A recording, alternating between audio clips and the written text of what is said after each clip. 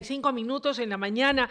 Contrario a la recesión del 2024, la economía en el Ecuador registra en este 2025 un sustancial crecimiento según reportes oficiales del Banco Central. Para analizar este tema, nos acompaña esta mañana el economista Alberto Acosta en esta entrevista vía Zoom. Alberto, bienvenido, qué gusto saludarlo para clarificar y que la gente pueda entender con precisión de lo que estamos hablando.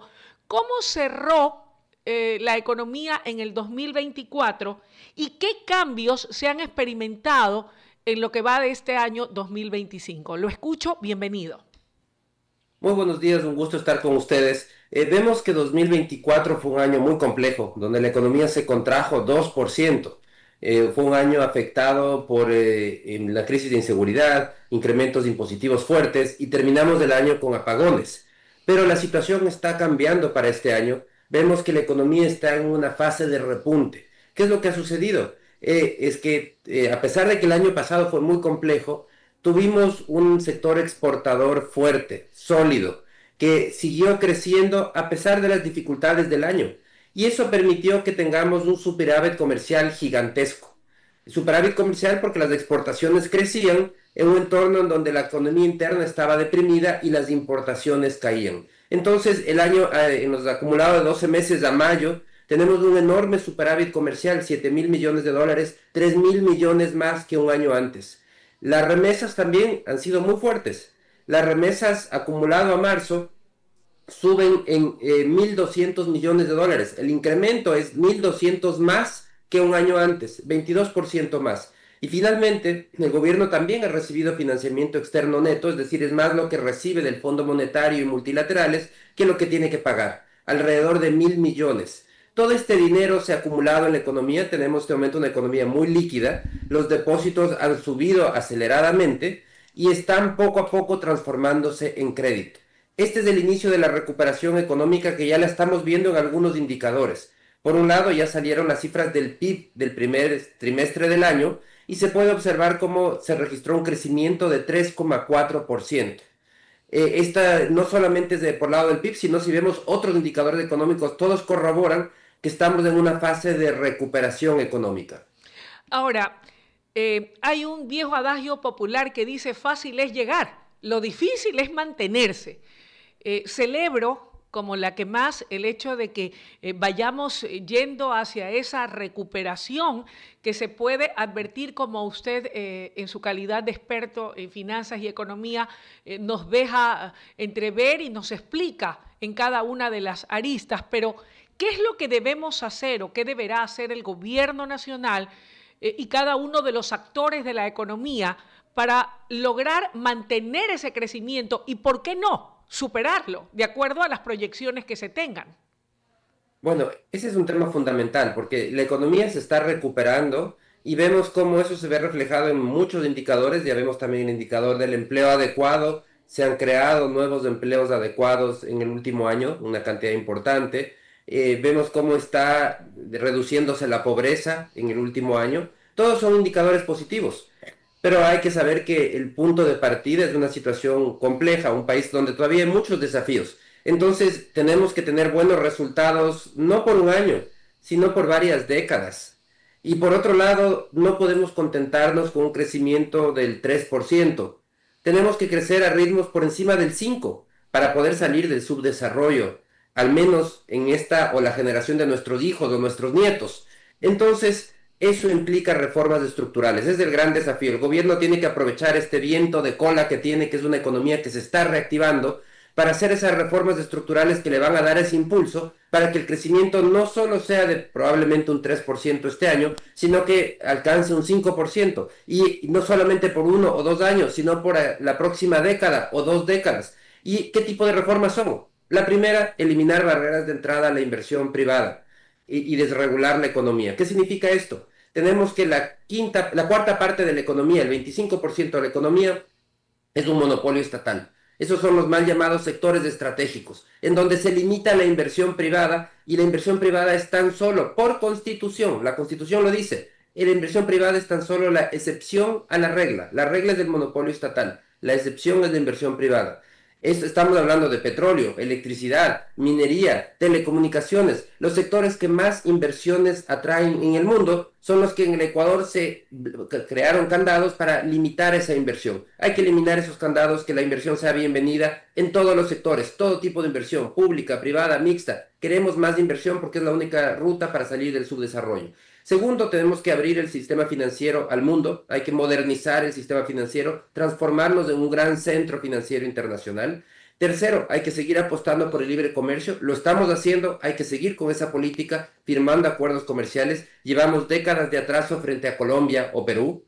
Cuarto, tenemos que modernizar la legislación bancaria, la legislación laboral. Tenemos una legislación laboral de hace más de 80 años, cuando no existía ni siquiera el Internet. Bueno, el mundo ha cambiado y totalmente. Necesitamos adoptar las mejores prácticas internacionales. Y quinto, tenemos que poner de una vez por todas orden en el Estado. Reducir el tamaño del Estado para que el Estado gaste solo lo que tiene ingresos, que no gaste más allá de lo que tiene. Eso implica reglas macrofiscales para nivelar el gasto en función de los ingresos. Algo que para una familia es un concepto básico, todos lo hacemos, pero a nivel de los políticos es un concepto mucho más difícil de entender. Cuando usted habla de la reducción del gasto fiscal, lo primero que probablemente, y trato de ponerme un poco en los zapatos de los servidores públicos, lo primero que tal vez se piensa es, Dios, si reducen el tamaño del Estado, muchos servidores públicos se pueden quedar sin trabajo. Es lo primero que uno pensaría. Consecuentemente, cuando se debatió, se trató y se aprobó la Ley de Integridad Pública, de lo que yo recuerdo, no soy experta en esos temas, pero se decía que con ello se buscaba de alguna manera hacer una depuración y que queden los mejores, que queden aquellos que sí trabajan, que queden no los burócratas dorados que no hacen nada y que solo van a calentar el puesto o nunca van, como ese funcionario de Manta, que en 13 años nunca había ido a hacer oficina, sino que permanezcan los mejores y que trabajen con conciencia en función de país. Si no es por ese lado, más allá de la depuración, que en ese sentido me parece justa y válida, porque de la misma manera que se exige en la empresa privada a un trabajador, de esa misma manera y con mayor rigurosidad, porque dependen de los aportes, su salario se paga del dinero de todos los ecuatorianos, deben ser de igual o más eficientes los del sector público. Pero aparte de ese tema, de los burócratas buenos, de los que trabajan, ¿de dónde más, estimado Alberto, se puede hacer reducción del gasto público para poder ir a la par de todas las demás acciones que usted ha citado con mucha precisión y lograr ese ansiado crecimiento de la economía a un 5%? Bueno, hay que estar muy claros. Lo importante es que el gasto público tenga calidad. No se trata de gastar por gastar. Entonces se necesita un cambio de enfoque total. Primero, el saber priorizar. Tenemos un Estado que se dedica a todo. Tengo una lista aquí de más de 60 instituciones públicas inútiles que no agregan valor a los ciudadanos. Bueno, esas instituciones tienen que ser simplemente eliminadas. No tienen por qué existir. Y lo que tenemos que hacer es enfocar los recursos en lo importante. Yo creo que los ciudadanos muy fácilmente nos vamos a poner de acuerdo que lo importante es la salud pública, es la educación pública, es la seguridad. Son tres temas fundamentales que los ciudadanos valoramos. Hacia allá tienen que ir más recursos. Pero ¿cómo hacer que vayan más recursos cuando no hay plata? Pues dejando de gastar en lo que no es importante. Dejando de gastar en la Agencia Espacial Ecuatoriana, en la Agencia de Regulación y Control Postal, en la Agencia de Regulación y Control de la Bioseguridad, Consejo de Igualdad Intergeneracional, en la Dirección Nacional de Biodiversidad, en la Empresa Coordinadora de Empresas Públicas, en la Empresa Pública Refinería del Pacífico, en el Instituto de la Meritocracia, en la Secretaría de Agua, en la Secretaría del Buen Vivir, etcétera, etcétera. Tengo una lista de más de 60 instituciones inútiles que no le cambian la vida a ningún ciudadano, más allá de los quienes reciben la plata de ese presupuesto. Y hay que estar muy claros, algo que no se ve normalmente y que no se entiende, es que se dice, es que si hay que reducir el gasto en algún lado, significa se van a destruir empleos en el sector público. Lo que no ven es que seguir elevando el gasto destruye empleos en el sector privado, porque para poder elevar el gasto hay que elevar impuestos. Más impuestos es menos actividad económica, menos dinero en el bolsillo de los ciudadanos, menos ventas, menos empleo privado. Por eso es que es tan importante este cambio de enfoque. El enfoque no es reducir por reducir, ese no es el enfoque. El enfoque es priorizar, que el gasto tenga calidad, sea transparente y que esté enfocado en lo importante, salud, educación, seguridad, a donde tienen que ir yendo cada vez más recursos y con un gasto de mucha mayor calidad. Dicho en otras palabras, sin generación de empleo pleno no podremos lograr la meta anhelada de un crecimiento económico de al menos un 5% y que sea sostenible en el tiempo. Sí, bueno, la única manera de lograr la meta de tener mayor empleo es vía crecimiento económico. Y para tener crecimiento económico necesitamos más inversión. No hay otra alternativa. La inversión es el motor del crecimiento económico. Entonces, cuando se quiere lograr mejor empleo, mayor calidad del empleo, necesitamos trabajar desde el origen. El origen está en destrabar la inversión. Esos amplios sectores de la economía que están bloqueados a la inversión privada en este momento, porque la inversión privada es solo una excepción. Bueno, el día que logremos eliminar esos candados y que digamos en la Constitución del Ecuador, el Ecuador es un país amigable con la inversión, da la bienvenida a todas las inversiones, públicas, privadas, mixtas, nacionales, extranjeras, regionales, subregionales, toda inversión es bienvenida. Ese día veremos cómo la economía comienza a crecer más rápido y con crecimiento económico mejoran los indicadores de empleo adecuado, mejoran el indicador de pobreza, sigue cayendo mucho más rápido la pobreza, etcétera. Porque es el crecimiento económico que se logra con la inversión productiva. Ojo, y aquí hay que aclarar, la inversión productiva es la que permite generar bienestar de manera sostenible. La inversión pública, si bien puede ser, es beneficiosa en el corto plazo, pero es una inversión que no es sostenible en el tiempo. No podemos pensar que el país va a impulsar el crecimiento vía inversión pública, porque el Estado tiene una capacidad de inversión muy limitada. Por eso es que es tan importante seguir mejorando el entorno para esa inversión productiva, que es la que sí puede hacer crecer al país de manera sostenible. Y hay algunas estrategias con resultados de corto plazo que se pueden lograr, especialmente en los mal llamados sectores estratégicos. Esos pueden ser el motor del crecimiento de la economía. Podemos superar el crecimiento del 5% por varias décadas si logramos destrabar la inversión en esos sectores precisamente. Alberto, más allá de que usted es analista económico y no político, porque eso no es lo suyo, ¿qué es lo que hace tan difícil o ha hecho tan difícil en el tiempo? Porque siempre se está hablando de estos mismos temas, más allá de que lo bueno es que hemos salido de esa etapa oscura de la recesión del 2024 y estamos mirando hacia adelante con optimismo, con un mejoramiento del crecimiento económico en el Ecuador. Pero ¿qué es lo que ha impedido poder romper esos candados constitucionales? ¿Por qué no podemos hacerlo? Si sabemos dónde está el problema, ¿por qué no lo podemos hacer? ¿Qué es lo que nos limita? ¿Qué nos lo impide? ¿Por qué no podemos avanzar? Bueno, lo que se necesita ahí es la visión, el entendimiento que ahí está el problema, ahí está la traba. Lamentablemente yo creo que no siempre hay esa visión y la ventaja es que en este momento tenemos un gobierno que en muchos años no habíamos tenido un gobierno que tiene el poder de gestión que tiene este gobierno actual, el poder de hacer que las cosas se produzcan en la asamblea. Tiene una asamblea con una excelente relación, con una posición de fuerza importante que le permite gestionar esos cambios. Entonces es la oportunidad. En gobiernos anteriores, pensemos en el gobierno de Lazo o incluso el de Lenín Moreno, eran gobiernos mucho más débiles, que no tenían ese poder para hacer estos cambios de fondo, cambios profundos que pueden transformar radicalmente el futuro del país. En este gobierno hay la capacidad política. El desafío es que también haya el entendimiento, que le den la prioridad que corresponde para poder hacer estos cambios tan urgentes que tiene el país.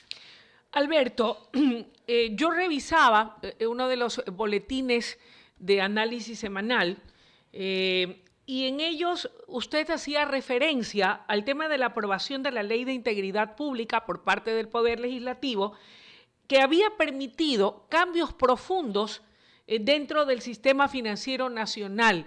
¿Podría ilustrarnos, para quienes no entendemos como usted de economía, ¿Cuáles son esos cambios profundos al sistema financiero y qué repercusión van a tener en adelante para terminar de fortalecer ya la sólida situación de la banca privada en el Ecuador y todo lo que ello puede traer como consecuencia para los que tenemos cuentas de ahorro, también los cuentacorrentistas y las empresas que también tienen su dinero guardado en los bancos?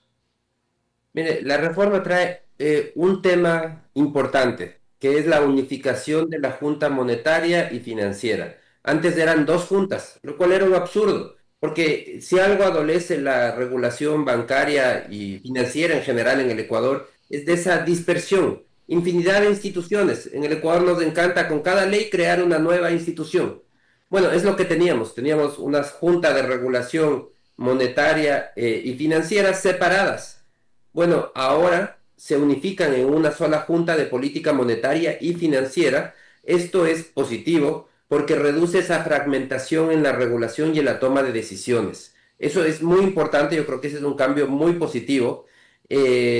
Por otro lado, las reformas incluyen algunos temas muy puntuales del Banco Central. Aclaran temas de contratación de líneas contingentes de liquidez, créditos del exterior a nombre del gobierno, etcétera. Son temas realmente marginales. Y finalmente hay un tema que sí es un poco más importante también que se trató, que es que se amplió el plazo de pago de la deuda del gobierno con el Banco Central en 5 años. Hay que recordar que durante la época del Correato, el Banco Central emitió ecuadólares, es decir, dinero sin respaldo, que provocó una crisis de reservas, de controles cambiarios, de inflación. Ahora se ordenó, la ley de defensa de la dolarización en 2021 ordenó que el gobierno le pague esa deuda al Banco Central, porque inicialmente le dieron acciones de la banca pública, ahora le dijeron no, esa deuda tiene que pagarla en dinero, y se otorgó un plazo hasta 2035 para pagar esa deuda. Con esta reforma lo que se hace es que se amplíe ese plazo hasta 2040. Esto significa que se va a demorar más tiempo en retirar esos ecuadólares, ese dinero del aire que todavía está circulando en la economía. Lo ideal hubiera sido poder pagar lo más rápido posible, pero claro, aquí entra la situación fiscal, es una situación compleja y por eso es que también se entiende que se quiera empujar ese pago hacia el futuro. Pero en general, yo creo que el tema, si resumimos algo hay que decir, el tema más importante de esta reforma fue la unificación de las juntas. Queda pendiente en materia financiera todo. Tenemos que modernizar la legislación bancaria. Tenemos una ley que maximiza el intervencionismo y minimiza la supervisión de primer orden. Hay que invertir los factores. Necesitamos una nueva ley basada en parámetros internacionales, mejores prácticas internacionales, que maximice la supervisión y que minimice la intervención estatal. Es el punto de partida para poder transformarnos en un centro financiero internacional, como lo hizo Panamá en los años 70, cuando a través de una regulación bancaria, luego de muchísimos años de ser un país dolarizado, pero en los 70 decidió transformar su sistema financiero y abrirlo al mundo, y se transformó en un centro financiero de primer orden. Ese es el mismo camino que tiene que seguir Ecuador, y vamos a poder cosechar entonces los beneficios que los cosechó Panamá en su momento. Porque si vemos la importancia que ha tenido para Panamá el sistema financiero, es enorme. Los depósitos en Panamá alcanzan 126% de su PIB, en Ecuador es apenas 44%. En Panamá el crédito representa 109% de su PIB, de su Producto Interno Bruto. En Ecuador apenas 40%. Entonces vemos cómo Panamá con este sistema financiero internacionalizado ha atraído capitales y eso le ha permitido lo que realmente nos importa, que es que entre el año 2000 y 2024 el PIB per cápita en Panamá creció casi 4% anual, mientras que en Ecuador alcanzó apenas 1,8%. Entonces aquí se ven cómo estos son temas de fondo. Estas son las grandes reformas en las que hay que trabajar para poder acelerar el crecimiento económico. Alberto, dos puntos más que no quiero dejar de tocar en la entrevista. ¿Qué hacemos con el Instituto Ecuatoriano de Seguridad Social? Lo uno.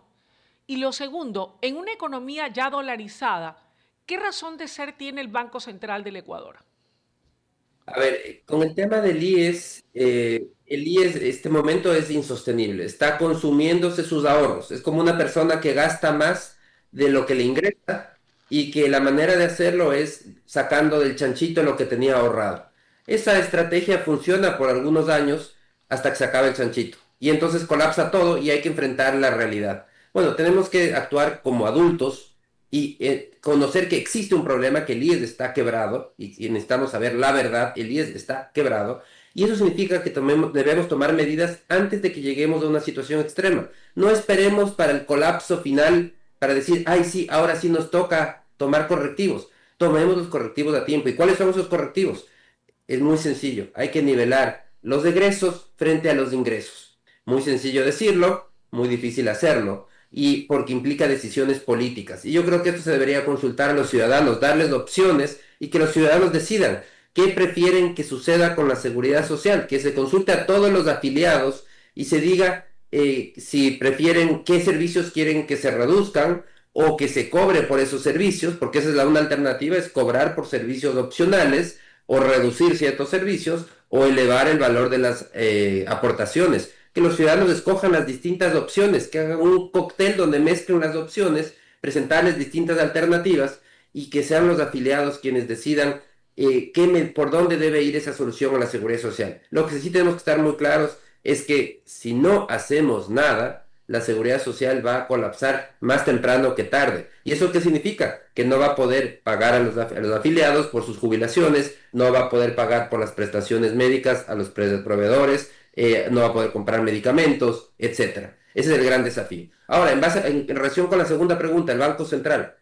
En una economía dolarizada, el Banco Central es una entidad peligrosa, porque es como tener un arma cargada en el velador que puede ser usada en cualquier momento. Es decir, eso no, eso es un peligro permanente, un peligro latente, porque puede haber un gobierno, como el gobierno actual ha dicho, y claramente lo ha dicho, no quiero emitir dinero, no lo va a hacer. Pero puede venir otro gobierno después que diga, no, yo sí quiero emitir dinero. Esa es la salida, emitir dinero del aire. Entonces, ese riesgo permanente, el que en cada elección tengamos que estar discutiendo en contra de las propuestas del Correato, que cree que la solución a todos los problemas es imprimir billetes, que así se va a lograr la felicidad. Esa se elimina el día que no tengamos un banco central y el día que además esté puesto en la Constitución un candado suficientemente fuerte que prohíba al gobierno o al sector público en general emitir dinero o cualquiera de sus sustitutos. Alberto, todas estas soluciones de lo que hay que hacer, ¿son viables? Bueno, ahí entra el tema de la política y considero que un gobierno como el actual son viables porque es un gobierno que tiene una habilidad política importante, un olfato político importante. Es decir, una cosa es lo que los técnicos podemos decir cuál es el ideal, pero eso no nos podemos quedar con eso, porque al final del día hay que ver también qué es lo que es políticamente viable y cómo se hace esa reforma, cómo ajustamos esa reforma para la realidad. Y yo creo que de eso el gobierno ha demostrado muchísima habilidad. Por ejemplo, lo que hizo con el subsidio a las gasolinas, lo hizo muy bien. Hizo lo mismo que hizo el gobierno de Moreno, pero alteró el orden de los factores. Empezó por las compensaciones, desactivó la oposición organizada frente a esa medida y tomó las medidas de la banda de precios y etcétera. Entonces, vemos cómo eso es tener olfato político, saber cómo hacer las cosas. Lo mismo hay que aplicar en estas otras áreas. Lo importante es que exista esa visión, que salga el estratega y que diga, estos son los temas de fondo que requiere el país. Esto es lo que hay que hacer para sacar adelante el país, no pensando en la siguiente elección. Hay que pensar en las siguientes generaciones. ¿Qué país estamos dejando a nuestros hijos y a nuestros nietos? Necesitamos que al menos ellos puedan ver un país que ha salido del subdesarrollo. Bueno, eso implica hacer cambios profundos que los tenemos que hacer nosotros, que si no los hacemos nosotros será muy tarde para que ellos puedan vivir los beneficios de ese esfuerzo. Alberto, gracias por su fineza y deferencia de habernos acompañado esta mañana. Estamos seguros de que volveremos a conversar de otros temas. Que tenga un buen día. Muchísimas gracias, siempre es un gusto. Gracias. Alberto Acosta, analista económico. Con él comentábamos todo lo relacionado al crecimiento económico, de dónde proviene este crecimiento, qué hay que hacer para sostenerlo, y él habla de reformas estructurales que van a depender muchísimo del trabajo que ya está realizando el gobierno nacional y del cual ha dado cuenta su buen olfato político. Momento de una pausa y enseguida volvemos con más aquí en el Noticiero Nacional de WQ Radio.